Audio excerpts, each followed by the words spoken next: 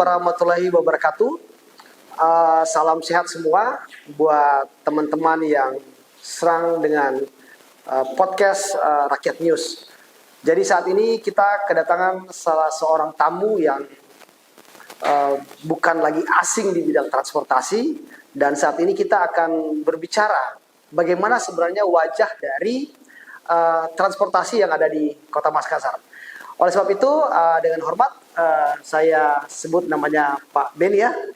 Saya panggil Pak Beni saja supaya lebih akrab. Oke, Pak Beni, terima kasih. Suatu kehormatan buat kami karena Bapak bersedia hadir di podcast kami pada saat ini. Dan seperti yang kami sudah sampaikan, mungkin ada tema yang akan kami bahas malam ini yang memang saat ini menjadi hal yang sangat isunya sangat sentral. Kenapa? Karena kita akan berbicara dengan wajah transportasi di kota kita yang tercintai. Dan saya tahu Pak Beni memang bukan orang baru. Pak Beni ini kalau dari track recordnya saya lihat sudah lama ya, sudah dari sini berkiprah mungkin hampir di seluruh Indonesia. Bahkan sekarang berkiprah di pusat. Nah, kami mengundang Pak di sini karena sebagai kapasitas sebagai seorang pakar transportasi seperti itu. Nah, mungkin sebagai awal mungkin teman-teman yang menonton ingin mengetahui Pak Beni ini sebenarnya siapa sih sebenarnya itu. Ya, silakan Pak, diperkenalkan dirinya dulu. Terima kasih Pak Luki. Pak Dr. Luki ya, saya panggil Pak Luki. Saya terima kasih dan tentu kepada rakyat News yang telah mengundang saya. Saya ucapkan terima kasih atas undangan ini. Barangkali terlalu berlebihan kalau dibilang pakar ya, tetapi paling tidak mungkin lebih kepada pemerhati lah. Pemerhati. Ya, karena saya juga menjadi boleh dikatakan akademisi juga, praktisi juga, dan senang lah melihat perkembangan sektor transportasi hampir di seluruh Indonesia, karena memang saya dulu ya kebetulan sekolah di STTD, sekarang namanya STTD. Ya, setelah itu saya pernah bertugas di Makassar, di Sulsel untuk zaman Kanwil, sampai ke era otonomi, masuk ke Disku, terus hijrah ke Jakarta dan berpindah ke Sultan, Sulawesi Tengah selama 2 tahun setengah, terus kembali ke Jakarta, jadi pernah jadi kapal hukum dan kapal humas di Badan Pengelola Transportasi Jabodetabek. Itu tahun 2015 pertama kali eselon 1 yang membidangi penanganan transportasi di wilayah Jabodetabek. Jadi begitu sentral dan krusialnya permasalahan transportasi di Jabodetabek itu, sehingga kementerian membuat satu pengelola transportasi Jabodetabek. Jadi saya pernah di sana. Terus pernah juga dipercaya menjadi kepala BPTD di Sulsel. Ya, Sulsel Pak waktu itu. Jadi sudah hampir semua tempat Pak ya, kalau gitu ya? Ya. Jadi kalau bicara teknis iya, bicara administrasi iya, pengalaman lapangan juga iya. Sudah. Saya juga pernah menjadi penguji pemeriksa rancang bangun waktu zaman di Sulsel, zaman Kanwil. Ya, kebetulan saya juga pernah menjadi ketua DPD Ikatan Penguji Kendaraan Bermotor Indonesia Sulsel 2 periode. Jadi tidak salah ya teman-teman, karena beliau ini rupanya bukan cuman teknisnya, beliau juga pernah humas, pernah hukum.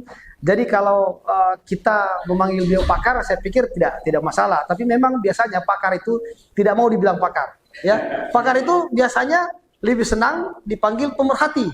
Padahal sebenarnya ya memang seharusnya sudah pakar.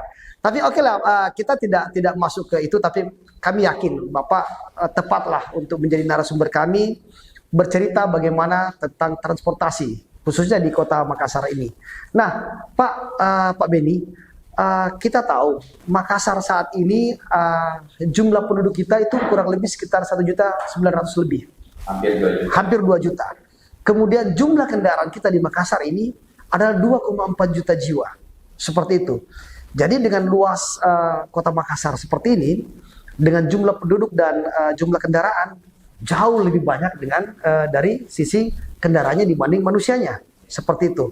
Nah, bagaimana sendiri Pak Beni melihat dari kacamata orang Makassar dan kacamata ketika Bapak menjadi seseorang yang duduk di pemerintahan, melihat kondisi transportasi Kota Makassar dari ketika Bapak dulu sekolah di sini, pernah bekerja di sini, bahkan sekarang Bapak ada di pusat. Kira-kira gimana, Pak? Iya, saya mau berangkat dari pertumbuhan jumlah kendaraan. Pertumbuhan jumlah kendaraan ini terakhir disinyalir kurang lebih 12-13% Oke. per tahun. Pertumbuhan jalan kita tidak sampai 1%. Ya. Itu menjadi problem. Betul. Kalau kita kebetulan Pak Dokter ini kan bidang transportasi, jadi tahu persis yang namanya visi rasio. Betul. Ya kan. Nah, sebenarnya konsep penanganan transportasi itu kita bermain di visi rasio saja. Betul. Bagaimana menyeimbangkan kapasitas dengan volume.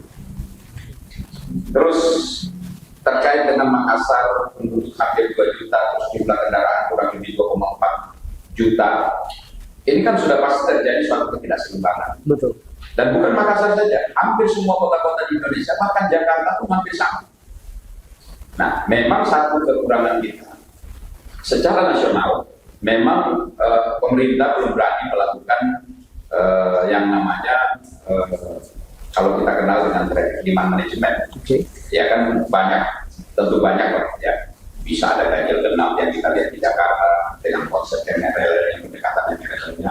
Ada juga memang secara sporadis mengeluarkan kebijakan. Ya udah, tingkat pertumbuhan kita tekan dengan melakukan pembatasan usia kendaraan. Betul. Ya kan? Seperti di Jepang ya. Dan seterusnya ya. Atau pembatasan dilakukan dengan mekanisme secara ketat tingkat kepemilikan kendaraan bermotor seperti di Korea, di Jepang, di Belanda, ya di Singapura umpamanya. Nah, itu yang memang kita harapkan ke depan, bahwa mudah-mudahan pemerintahan terpilih Bapak Prabowo, ya, karena kita tahu betul-betul memiliki suatu kemauan kuat untuk membangun negeri ini dengan baik. Maka kami tentu sebagai insan-insan transportasi seperti Pak Luhut mengharapkan ada suatu kebijakan yang sangat radikal ya. Betul. Radikal untuk bagaimana memutus mata rantai ini sehingga permasalahan transportasi ini bisa selesai. Nah, kembali ke Kota Makassar, termasuk Jakarta dan kota-kota lain, bahwa keberhasilan penataan transportasi itu sangat ditentukan sejauh mana pemerintah berpihak kepada public transport. Itu tidak bisa kita pungkiri. Kalau kita lihat di negara-negara maju, taruh di Eropa, ya mungkin seperti di Belanda, ya kan, dan beberapa negara lain, terus di Asia bisa kita lihat di Jepang, Korea, umpamanya Singapura yang lebih dekat, ya. Malaysia barangkali yang lebih budayanya bisa bersebar. Itu betul-betul mengedepankan bagaimana pemerintah betul-betul melihat bahwa kapasitas ruang kita untuk bergerak semakin hari semakin sempit karena pertumbuhan penduduk semakin besar. Sementara kebutuhan bertransportasi juga semakin tinggi. Kalau ini tidak dilakukan suatu gerakan radikal untuk memutus mata rantai tingkat pertumbuhan kendaraan, maka yakinlah yang terjadi adalah, saya tidak usah melihat Jakarta, mungkin melihat kota kita yang mungkin perintis saya bicara Hertasning, kebetulan saya tinggal di Hertasning ya. Itu Hertasning dari rumah saya, dari Veteran ke rumah saya itu kurang lebih sekitar 4,5 kilo barangkali, ya tidak sampai 5 kilo. Ya dulu kalau saya tinggal tahun 2010, kalau saya naik kendaraan itu 5-10 menit sudah nyampe. Nggak sampai 10 menit, 5 menit sudah nyampe. Sekarang lebih, sekarang waktunya lebih. Jadi bisa. Oke Pak, nah kalau dari apa yang Bapak sampaikan tadi, kira-kira menurut Bapak apakah di Makassar ini kita sudah menerapkan sistem public transportasi yang memadai seperti itu? Seperti Bapak kasih contoh tadi di beberapa negara atau di beberapa kota ya. Apakah Makassar sudah tergolong kita sudah menerapkan public transportasi yang baik, ataukah masih sporadis? Artinya bahwa ya sudah dilepaskan saja begitu. Iya, kalau saya melihat kebetulan ada tulisan saya. Apabila pemerintah abai dengan kebutuhan masyarakatnya, maka jangan salahkan kalau masyarakat mencari sendiri solusinya. Ya, saya pikir saya sepakat dengan kata sporadis. Jadi pemerintah kota saat ini, dulu dan sekarang itu tidak ada perubahan. Tidak peduli. Jadi, ya, seakan-akan ya tidak peduli atau memang tidak peduli. Saya tidak mau mengatakan itu, tapi faktanya demikian. Iya. Ya faktanya, kita bicara fakta. Kalau dalam hukum itu kalau hukum positif aturannya undang-undangnya bertentangan, kita lari ke teori bertentangan, kita lari ke asas lari ke filosofi. Kalau bertentangan maka fakta jadi hakimnya. Oh ya, oke. Ya, fakta jadi hakimnya. Nah sekarang faktanya adalah bahwa saya sejak 94 bekerja di perhubungan, itu sudah kita kenal dengan namanya PT-PT. Betul. Ya, juga ada angkutan umum massal yang digemari masyarakat kita. Kalau kita barangkali pemirsa yang masih bisa atau pernah menikmati yang namanya bus damri dulu. Bus damri kandang puyuh ya? Iya, ya, puyuh istilah dulu kandang puyuh. Itu sebenarnya zaman itu kita sudah maju di Makassar. Sudah ada angkutan bus kita mulai dari sampai ke Antang, bahkan sampai ke Antang loh. Iya. Busnya itu bistikatnya sampai ke Antang. Betul. Sentral sampai ke Sumbu Minasa, artinya transportnya ini jaringan utamanya sudah dilayani dengan. Jadi sudah ada jaringan utama waktu itu ya. Utama waktu itu sudah ada. Nah, tapi seiring dengan waktu juga bahwa karena pada tahun 80-an itu kan jalan-jalan kan belum ramai. Betul. Ya kan? Saya tahun 98, mohon maaf, saya 84 ya, 84 saya udah sekolah di Makassar. Saya kebetulan di IMIN, saya sekolah di IMIN. Itu kalau saya naik angkot itu, kalau dari terminal, ya kan, atau katakanlah saya dari Pak Bayang gitu ya, masuk ke Veteran ini, Veteran itu masih satu ya, satu 80 itu, ya. 84 itu masih kantor-kantor ini masih spot-spot, dan kalau musim hujan itu banjir dan itu jadi tempat gembala kambing. Saya masih lihat terus saya naik angkot ke kilometer 10 itu waduh, kalau kita udah lihat serobong asap itu waduh. Jadi kita udah masuk hutan lagi. Masuk hutan lagi. Ya, artinya apa? Satu kelemahan kita di pemerintah bahwa kita mengambil langkah penanganan transportasi ketika dia kronik. Oke, berarti setelah ada masalah baru kita menyelesaikan. kita tidak pernah berpikir preventif ya. Betul. Jadi kita lebih banyak mengobati setelah terjadi. Oke. Harusnya kan prokesnya jalan. Oke. Harusnya perencanaan bahwa karena tahun memang ilmu transportasi ini kita mulai mengenal itu di tahun 80. Ya. Kebetulan saya sekolah di STPD dan itu sering ditemukan bahwa nanti tahun 80 lah baru pemerintah Indonesia itu mulai berpikir ilmu transportasi.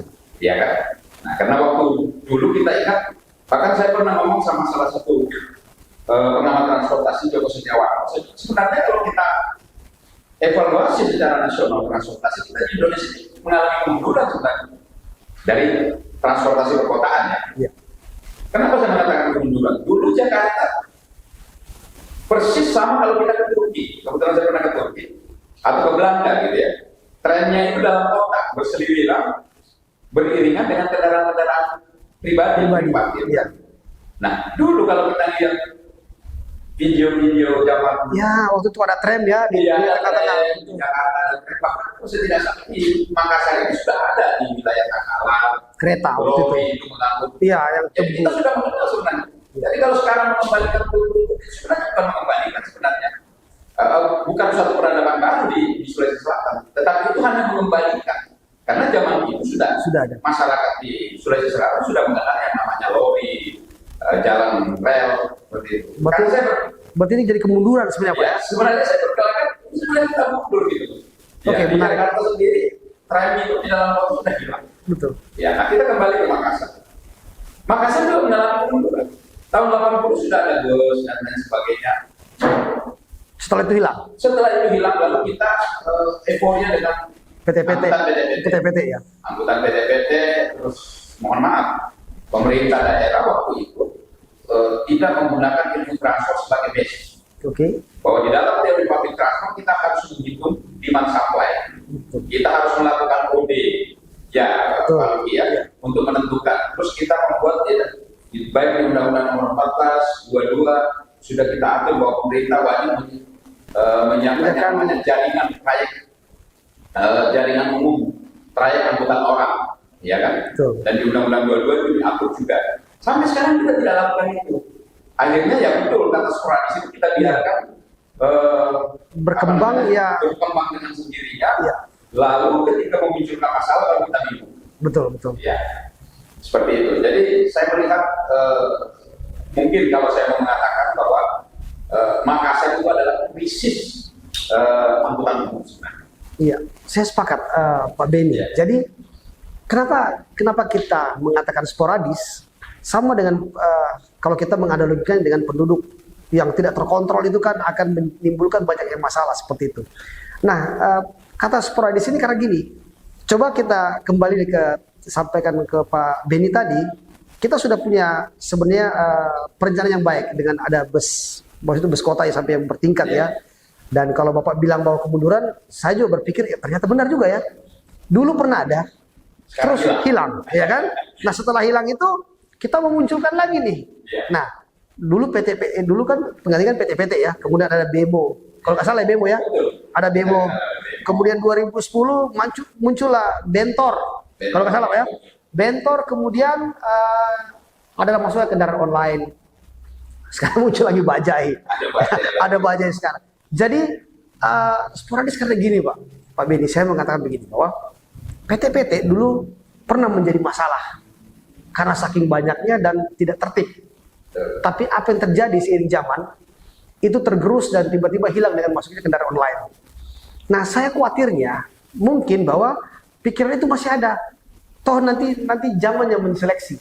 Padahal harusnya kan kalau kita berbicara transportasi seperti Pak Beni sampaikan, harusnya itu diatur. Karena itu adalah salah satu hak dari masyarakat mendapatkan transportasi yang baik. Seperti itu. Nah, saya mau mungkin shifting ke sejarah dari jenis moda transportasi yang ada. Menurut Pak Beni, apakah perubahan itu dari dulu ada ke tidak ada terus berubah menjadi beberapa jenis kendaraan? Apakah itu Pak Beni melihatnya itu bahwa sesuatu yang memang wajarkah? Atau memang karena tidak ada perencanaan kita sampai ya seperti sporadis juga ya mau apa saja berkembang silakan seperti itu. Ya kalau kita hidup di dalam suatu negara, ya negara hukum ya, Indonesia kan negara hukum. Kalau kita berpesta ya, kita bicara negara hukum. Maka sebenarnya perubahan itu sangat naif kalau kita mengatakan itu satu kewajaran. Oke. Ya, perubahan yang negatif ya. Iya. Karena kita hidup bernegara, berbangsa, dan diatur dalam suatu tatanan. Sama dengan bertransportasi, dia diatur dalam tatanan. Di zaman Belanda, di zaman Jepang, pasca kemerdekaan, dan sampai reformasi sampai sekarang ini, semua aturan-aturan itu boleh dikatakan hampir apa yang diberlakukan di zaman Belanda itu hampir sebagian besar kita adopt. Sekarang dan tidak ada yang berubah. Jadi menurut saya perubahan ini kecuali kalau kita bicara di hutan rimba gitu ya, perubahan itu ya suatu hal yang biasa. Jadi secara alami ya. Seleksi alam. Seleksi alam. Siapa yang buat nanti.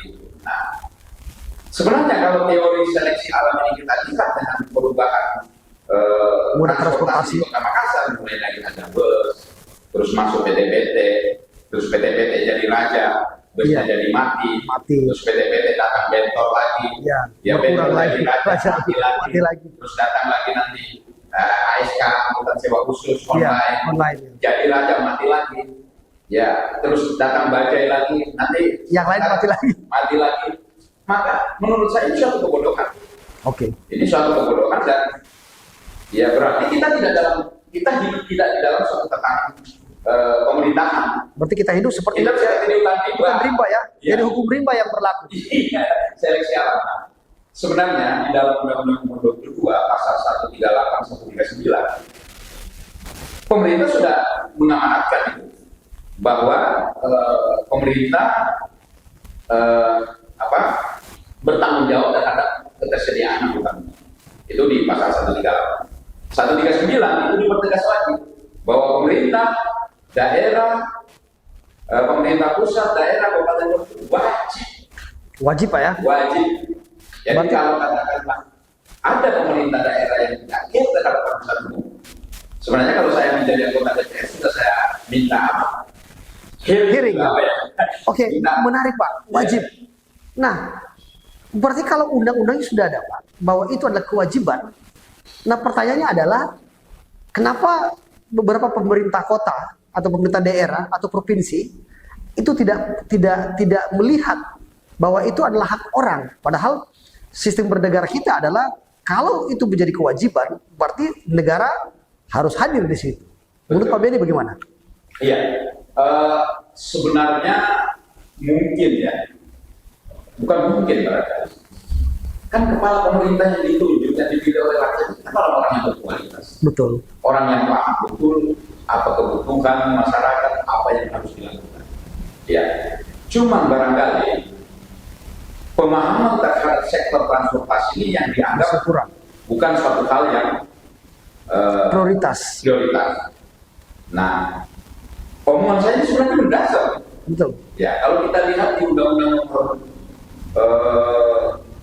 14 tahun 2012 tentang 14 ya tentang pemerintahan daerah. Nanti mohon kalau salah dikoreksi. Itu kan mengatur tata kelola pemerintahan yang sebagian urusan-urusan pemerintah pusat yang dulu tahun 1999 Sebelum otonomi daerah ya.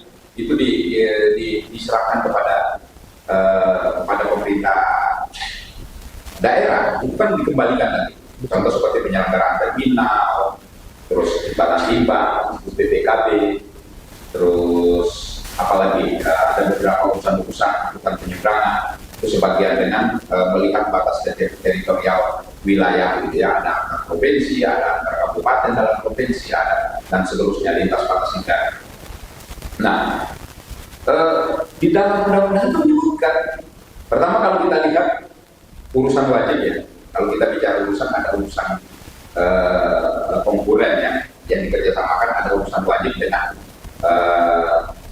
urusan wajib itu perhubungan itu tidak masuk dalam urusan wajib.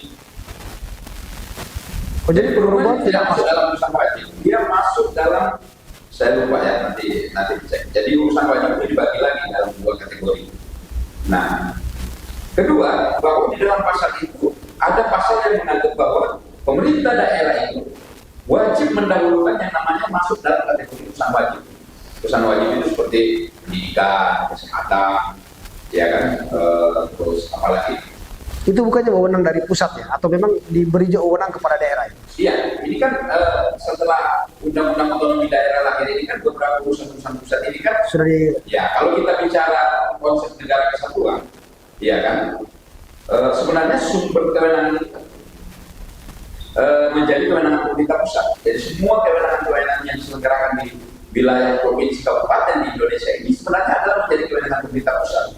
Yang pada tahun 99 melahirkan yang namanya Undang-Undang Otonomi Daerah, Undang-Undang Pemerintahan Daerah yang mengatur tentang konsep otonomi daerah. Terus bergulir jadi 32, 22, 32, terus bergulir menjadi Undang-Undang Nomor 14. Dan ini mengatur urusan-urusan tersebut.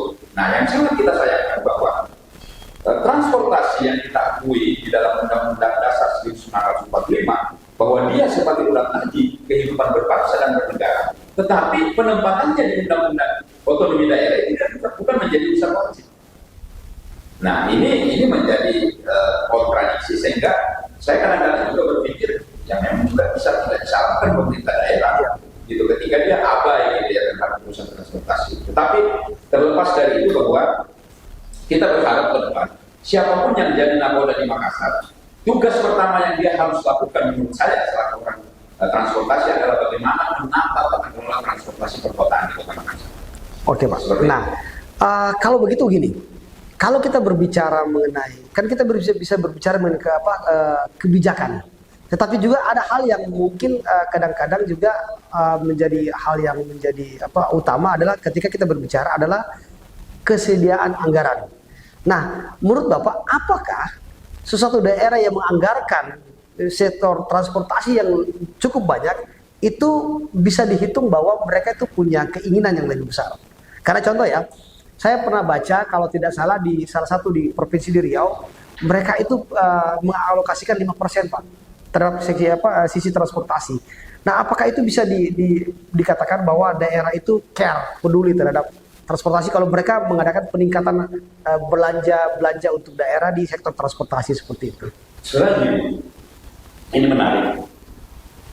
bahwa ketika kita berbicara konsep negara kesatuan, sumber kewenangan dari pemerintah pusat dan tanggung jawab akhir dari seluruh urusan yang diserahkan oleh pemerintah daerah itu adalah pemerintah pusat. Oke. Jadi artinya apa? Keterbatasan anggaran, ketidakmampuan daerah. Ketika pemerintah daerah itu mempunyai konsep yang bagus, maka sebenarnya bisa dikomunikasikan dengan pemerintah pusat. Oh, jadi dia tidak harus bertahan bahwa kami tidak mampu, enggak ya? Jadi dia boleh. Contoh umpamanya dengan Undang-Undang Nomor 14 tahun 2012 tentang pemerintah daerah gitu ya, menarik sebagian urusan pemerintah pusat ke daerah. Itu kan sebenarnya bagian daripada tanggung jawab pemerintah melihat bahwa beberapa urusan-urusan perhubungan yang diserahkan kepada daerah tidak berjalan. Oh, oke. Makanya ditarik gitu. Nah, contoh umpamanya terminal. Ya, terminal ini kan sudah ada kategorinya, ada tipe A, tipe B, tipe C. Kewenangan terminal tipe A itu menjadi pemerintah pusat di dalam Undang-Undang Nomor 14 tahun 2014 tahun 2012 tentang pemerintah daerah itu ditarik kembali, ditata kembali. Nah, konsekuensi bahwa ketika kewenangan ini sudah ditarik ke pusat, maka harusnya semua terminal tipe A yang ada di Republik ini, termasuk di Makassar, itu tidak ada cerita atau tidak ada alasan untuk mempertahankan. Oke. Menarik Pak Beni, tahan dulu. Saya ada beberapa poin yang saya mau dapat, nanti saya rangkaikan lagi. Nah, saya mau rangkaikan nanti di akhir, dekat akhir karena gini, saya mau kembali ke wajah transportasi Makassar sebelum kita masuk ke kebijakan itu dan bisa kita serahkan ke pusat ya, untuk dibantu sama pusat. Karena memang faktanya bahwa kita di beberapa kota, mungkin di Makassar, kita masih kesulitan dalam hal itu. Entah apakah kebijakannya, atau karena memang belum menjadi prioritas seperti yang Bapak sampaikan tadi. Nah, saya mau sedikit ke alat transportasi yang sekarang ada. Karena bagi saya melihat bahwa ada beberapa hal yang ya boleh kata mundur ya. Seperti kita masuknya bajai di kota Makassar. Memang jumlahnya belum banyak. Kurang lebih sekitar 300 kalau tidak salah. Bisa dikoreksi nanti. Nah, menurut Bapak gimana kira-kira kehadiran bajai itu, apakah itu menjadi solusi atau tidak? Karena kita tahu bahwa seperti Bapak sampaikan juga tadi, ketidakhadiran pemerintah itu adalah gap yang bisa dimanfaatkan oleh pengusaha atau beberapa orang. Bagaimana bisa melayani kebutuhan itu seperti itu. Nah, bajai itu kemungkinan juga, saya pernah berbicara sama beberapa orang, bajai itu hadir ada dua hal. Pertama adalah kendaraan online yang ada. PT-PT sudah boleh dikata sudah mulai punah ya, sudah mulai punah. Hidup sekarang mati tak mau. Kemudian maraknya angkutan online itu juga pada akhirnya gara-gara bersaing dengan taksi yang biasa, harganya pun diangkat. Seperti itu kan. Kita masyarakat tidak punya pilihan lain, Pak. Kita mau berbicara apa di Kota Makassar? Kita mau bicara bus, kita juga terbatas, Pak. Jalurnya pun juga tidak banyak. Sehingga hadirlah bajai dan dia harganya lebih murah. Nah, menurut Bapak bagaimana dengan kehadiran bajai? Ya, bahkan saya kebetulan baru 2 hari ini di Makassar karena ada tugas. Ini menggelitik saya setelah saya melihat bajai itu bersedia di jalan-jalan. Perolehnya saya menulis. Mudah-mudahan tulisan saya juga bisa diangkat. Tapi terlepas itu bahwa ini adalah merupakan suatu perhatian dari seorang Beni Nurdin yang tinggal di Kota Makassar, cuma merantau di Jakarta untuk sebuah pekerjaan yang lebih baik. Saya melihat begini satu hal, bahwa kehadiran bajai, PT-PT, bentor itu sebenarnya jawaban daripada ketika pemerintah abai terhadap apa yang diinginkan oleh masyarakat. Ya. Yang diinginkan masyarakat itu adalah tersedianya angkutan umum yang nyaman, amat nyaman, selamat, ya, terjangkau dan teratur. Betul. Ya. Itu. Jadi kenyamanan, keamanan, keselamatan, kenyamanan, kemudahan, ya, dan teratur ya. Satu lagi, keselarasan, ya, keteraturan, ya. Itu yang menjadi amanah undang-undang. Nah, kalau kita melihat di Makassar, pemerintah, jadi kembali lagi yang pertanyaan yang kedua tadi, yang pertama tadi bahwa bagaimana dengan pemerintah yang tidak mau? Sekarang pemerintah sudah melakukan BTS, kurang lebih 3 tahun itu adalah upaya pemerintah untuk mendorong pemerintah kota untuk hadir angkutan bus, teman bus itu. Tapi apa yang terjadi?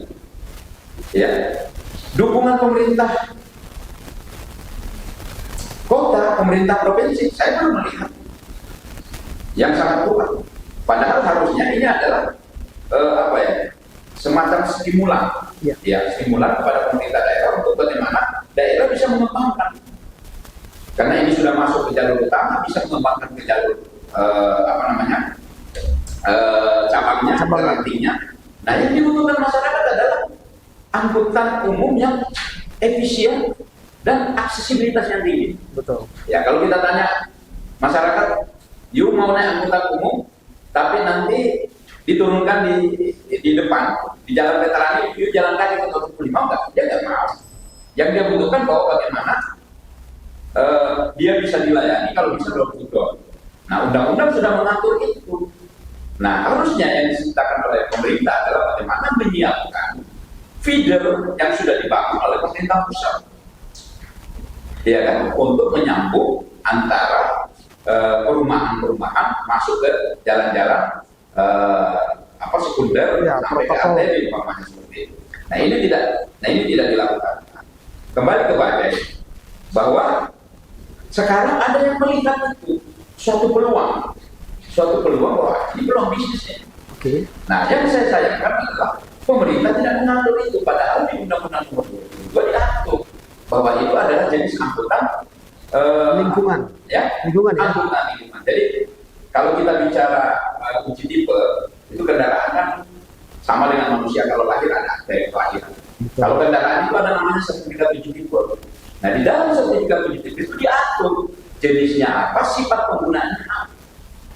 Nah, Bajai ini adalah lingkungan.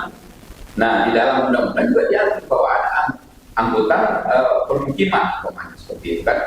Nah, harusnya Bajai ini diatur menjadi angkutan lingkungan yang ditata oleh pemerintah kota, sehingga dia tidak masuk. Nanti sifatnya nanti seperti Bajai. Nah, dulu ini bicara sedikit ya, kalau masih ada waktu sedikit. Waktu saya dulu di provinsi, saya pernah mengidekan kepada pemerintah provinsi melalui Kadisub. Bajai bentor ini kan mau dibawa kemana, tidak ada alasnya. Tahun 2010 kan? Tidak ada. Tahun 2002 saya pernah dibawain Bajai ke kantor untuk dia. Tidak ada, karena tidak memenuhi aturan main, pemenuhan keselamatan, syarat teknis dan teknik jalan. Ya, waktu itu kan saya bilang sama, udah sekarang pemerintah provinsi mengeluarkan uang, beli semua bentor yang ada. Beli bentor yang ada dengan harga pasar.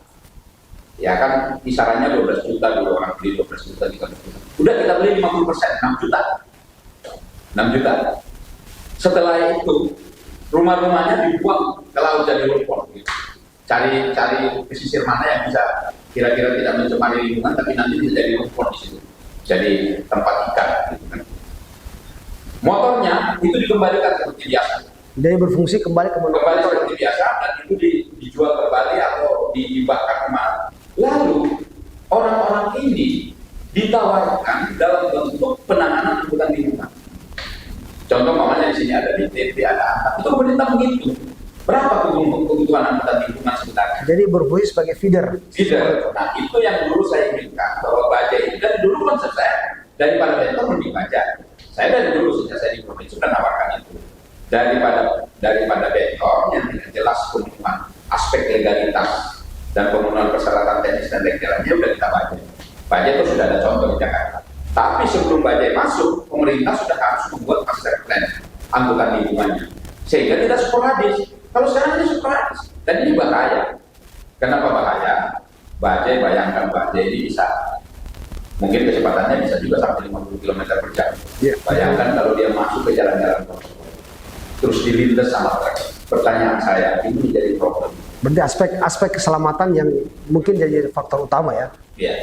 Yang kedua, kita melihat Bajai ini belum jelas. Pemerintah kota belum menetapkan dia sebagai angkutan apa. Platnya juga belum jelas dari kepolisian. Masih pakai plat putih dan merah. Ya, yang saya lihat sekarang itu masih pakai plat putih dan tulisan merah. Artinya itu kendaraan baru. Di dalam Undang-Undang Nomor 22 adalah Perkap Kapolri yang dirubah menjadi peraturan polisi nomor 7 tahun 2021 itu diatur.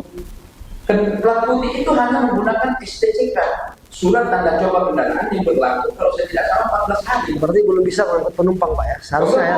Nggak boleh ya? Nah sekarang kalau dia kurang lebih 300 berseliweran di Kota Makassar, itu artinya ada pembiaran dari aparat, ada pembiaran dari stakeholder terkait.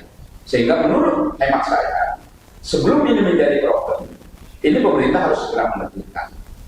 Jadi tidak ada lagi alasan untuk tidak menentukan. Karena terus terang, yang terjadi di Kota Makassar ini, kesembrautan, baik itu di jalan, baik itu hambatan samping, trotoar dibikin kaki lima, itu berawal daripada pembiaran. Jadi sebenarnya aturannya sudah ada Pak, ya, begitu ya? Ya. Aturan sudah ada, tapi tidak ada penegakan ya. Penegakan hukumnya. Ya, makanya sekarang kita berharap siapapun yang jadi wali kota yang memiliki visi misi untuk menata transportasi Makassar yang lebih baik, menurut saya inilah yang perlu kita pilih ke depan. Oke. Karena bagaimanapun masyarakat Makassar dan sekitarnya, termasuk masyarakat Indonesia Selatan, ketika datang ke Makassar butuh itu. Dan bisa kita lihat di Jakarta, begitu Pak Jokowi kuat membangun transportasi, di apapun Pak Jokowi, semua masyarakat mengatakan Pak Jokowi membawa perubahan. Terlepas dengan sisi positif negatifnya, tetapi saya selaku orang transport bahwa Pak Jokowi membawa perubahan. Ada MRT, ada LRT, ya kan? Sebentar lagi ada di IKN, ada otonomos dan sebagainya. Itu artinya pemerintah kita, kepala pemerintah kita memiliki visi dan misi untuk membangun, karena dia sadar betul bahwa transportasi ini menjadi kurang tadi. Dan satu hal sebelum ditutup ya, saya ingin katakan bahwa tidak ada alasan pemerintah provinsi dan kota mengatakan tidak ada anggaran. Coba kita kaji, kalau kita mau adil dalam konsep penerimaan pendapatan asli daerah. Pendapatan terbesar, mungkin masuk 5 kategori terbesar pendapatan asli daerah di suatu daerah itu adalah pendapatan pajak kendaraan bermotor. Tadi kalau disatakan bahwa jumlah kendaraan di Makassar itu 2,4 juta, katakan rata-rata sepeda motor kan merajai, Ya. 70% itu sepeda motor, 70% dari itu. Ya katakanlah 30%-nya berarti ya mungkin sekitar hampir tidak sampai 1.000 lah, taruhlah 750-800 lah mobil gitu ya. 800 mobil itu kan kalau Pajaknya. 800.000 mobil kali berapa kali pajak kendaraan motor, kendaraan berapa tuh? Ya kan? Mungkin Pak Rudi punya mobil Innova itu bayarnya sudah 7 juta tuh. 6 juta 7 juta per tahun kan? Tahun. Ya, belum lagi kendaraan-kendaraan mewah yang berseliweran di Kota Makassar. Nah, yang tidak adil menurut saya bahwa penerimaan sumber dari sektor transportasi ini tidak terkelola dengan baik dan tidak terbagi dengan baik kepada sektor transportasi. Oke Pak. Termasuk parkir. Ya, jadi gini, menarik tadi ya, bahwa ada beberapa hal yang timbul akibat itu. Nah, yang saya mau tahu Pak, kira-kira menurut Bapak ya, ini mungkin sudah mau akhir dari ini pembicaraan kita ini, apa menurut Bapak yang perlu dilakukan? Kebijakan apa yang perlu diambil oleh Kota Makassar untuk bisa mengantisipasi misalnya sudah terlanjurnya masuknya baja ini, atau kebijakan apa yang perlu ditingkatkan oleh Kota Makassar yang perlu diambil menurut pengalaman Bapak sehingga Kota Makassar ini juga bisa mempunyai moda transportasi yang baik, sistem mobilitas yang baik seperti itu Pak kira-kira?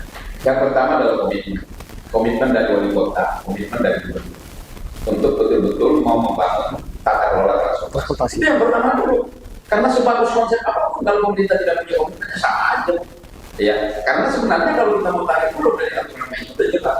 Begitu Undang-Undang Nomor 22 Tahun 2009 kita bedah, mulai dari pasal 138, 39 dan seterusnya, kita buka PP 74 tentang angkutan jalan, kita buka PM 117 tahun 2014, buka PM 15 tahun 2015, tahun 2018 PM 15 tahun 2019. Sebenarnya sudah jelas. Berarti penegakan hukum ya Pak ya? Penegakannya ya? Udah jelas. Komitmen itu sama dengan penegakan hukum. Iya, normanya udah jelas, terus pendirjennya juga jelas. Kedua, dukungan pemerintah pusat juga jelas, ya kan? Kita udah ada teman bos. Tapi kan sekarang ada PHLN ya di luar negeri itu untuk Makassar dihentikan. Kenapa? Karena dilihat tidak ada komitmen. Jadi yang perlu dilakukan sekarang oleh pemerintah Kota Makassar dan pemerintah provinsi buat master plan, buat jaringan umum trayek angkutan kotanya, angkutan perkotaannya. Kalau kita sekarang sudah ada aglomerasi Maminasata, ini duduk sama-sama dibuat, dan itu harus kita patuhi.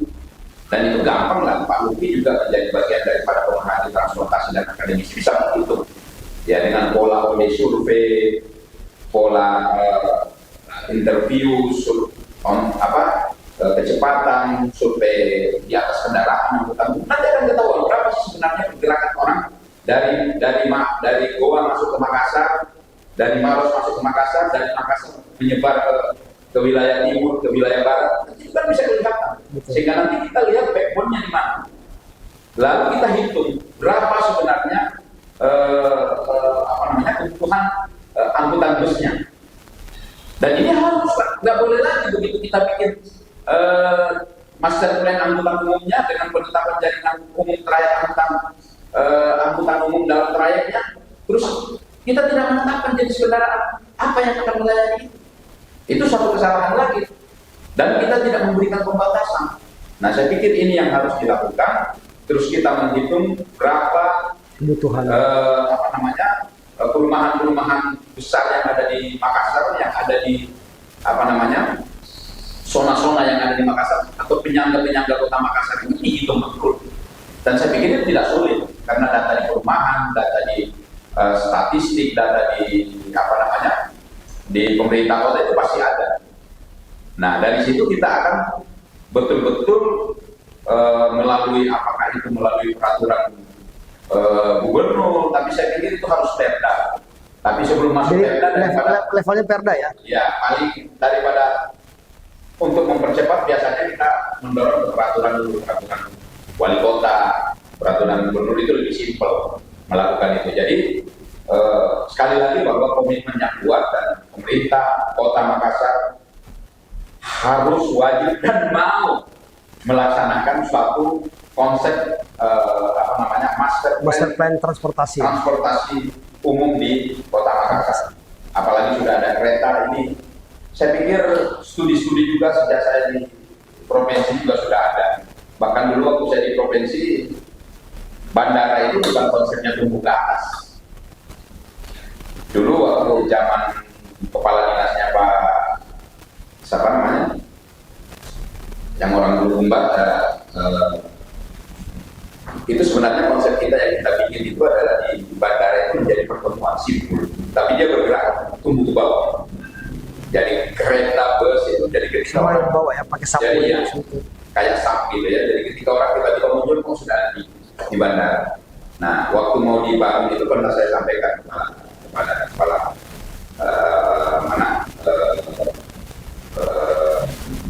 Angkasa Pura. Waktu itu saya masih kepala BPTD waktu itu. Saya bilang konsep dulu yang kita buat zaman Pak Sahrul jadi gubernur, kepala dinasnya itu Pak yang orang Bulukumba, kok saya lupa, Pak Maskur Asultan.